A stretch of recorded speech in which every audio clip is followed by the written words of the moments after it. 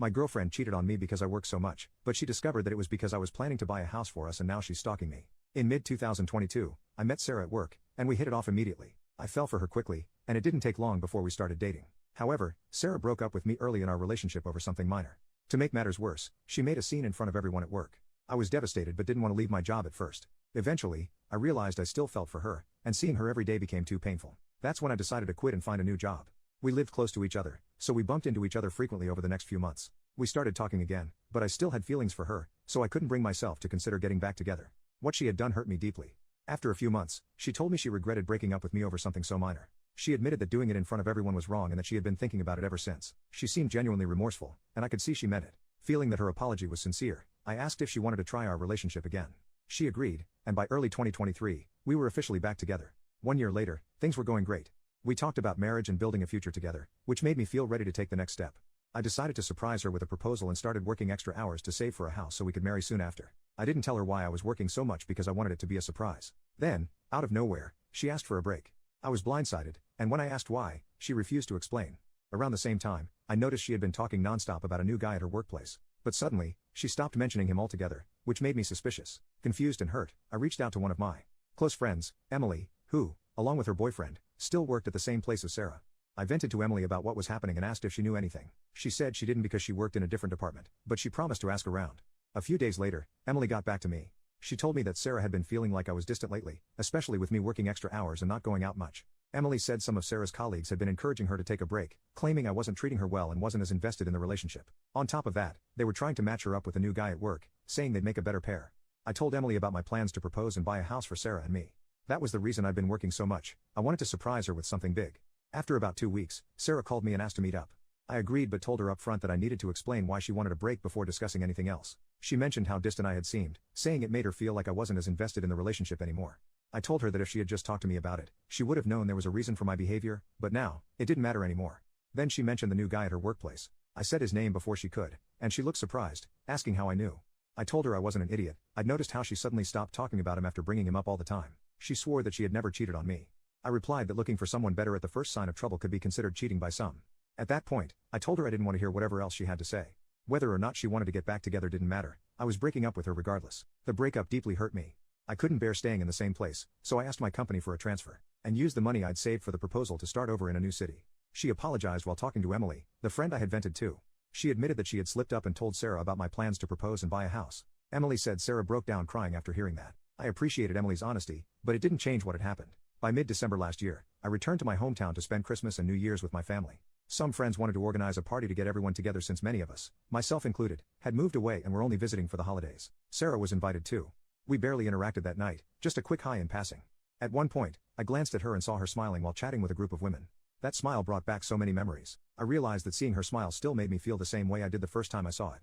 I thought to myself, how screwed up am I that I still feel this way? Despite those lingering feelings, I was still sad and deeply hurt by how things had ended. Looking back, I also started to blame myself. I should have paid more attention to how she was feeling. I could have told her about the extra work and why I was doing it. Maybe things would have turned out differently. Later that evening, one of my friends mentioned that Sarah's relationship with the guy from her work only lasted a few months. After the holidays, I planned to return to the city where I now live. My vacation ended on January 6th, so I left on Friday. That way, I'd have Saturday to sort everything out at home and prepare for the week ahead, with Sunday to relax before returning to work. Before I left, one of my friends from back home called me. He said he had a favor to ask on behalf of someone else and warned me that I wouldn't like it. I could already feel my stomach sinking. Then he told me it was Sarah. She was moving to the same city where I lived to work at her relative's company, and she needed a ride. He asked if I could take her. I didn't even think about it before I said no. The idea of being stuck in a car with her for hours was too much to bear. It would have been painfully awkward, just like the party, and I wasn't ready to put myself through that. He told me that Sarah and I needed to talk, but I wasn't having any of it. I went back home, and last week, I went for a run and stopped to rest a little in a park when I heard a familiar voice say, "Hi." It was Sarah. She tried to start a conversation by asking how I was and mentioning that we didn't get a chance to talk at the party, but I cut her off, saying I didn't want to talk to her. She told me not to be like that we needed to have a conversation, but I said no. She asked how I could still resent her after almost a year and after everything we'd been through, but I told her it wasn't resentment. I was very honest. I told her that thinking about her, talking about her, or even seeing her still hurts a lot, and that's why I couldn't talk to her. She said that was exactly why we needed to talk. I didn't see the point. I just walked away.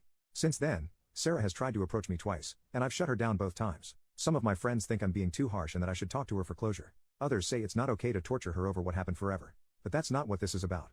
I don't have any resentment or negative feelings toward her anymore. I even recognize now that I share some of the blame. But it still hurts. I can't talk to her because it's like reopening an old wound that never fully healed. Update, I've decided to stick to my decision not to talk to Sarah. I forgot to mention in my original post, though I did tell a few commenters, that I blocked her everywhere after we broke up the second time. Over the last few days, it seems like her persistence has started to backfire. Some of our mutual friends, including the ones who initially told me I should talk to her, have become frustrated with her constant attempts to contact me. They've started turning on her because of it. 3 days ago, Emily, the friend I vented to back then, made a post on social media about stalkers. She didn't name Sarah, but many people knew what she meant. I've also seen several comments on my original post suggesting that Sarah might have been stalking me. Her job in the same city and her coincidental appearance at the park align with that theory. I know her uncle owns a company here, so maybe that is why she moved. But honestly, it's not my problem, and I won't look into it. Things have been quieter. Friends have dropped the subject, and Sarah hasn't tried to reach out again. That is, until yesterday. I watched the UFC event with some coworkers. When it ended, I was heading to my car when my phone rang. It was one of our mutual friends calling. She said she had been talking to Sarah and asked if she could pass along a message. I sighed but told her to make it quick. The message was simple. Sarah said she understood why I didn't want to talk to her. She promised she wouldn't try to reach out again but added that she still thinks we need to talk. She said the door is open if I ever wanted to.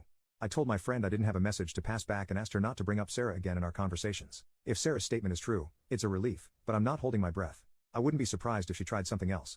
Maybe she thinks giving me space will make me go to her, but it won't.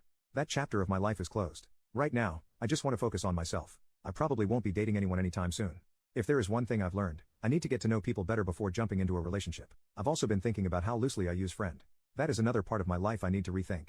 Some people I have called friends have proven they don't have my best interest. A few people suggested therapy in the comments, and I'll admit, it is something I've been considering. I'm giving myself time to heal independently, but I will look into it if I still don't feel right after a while. Thanks again to everyone who took the time to comment.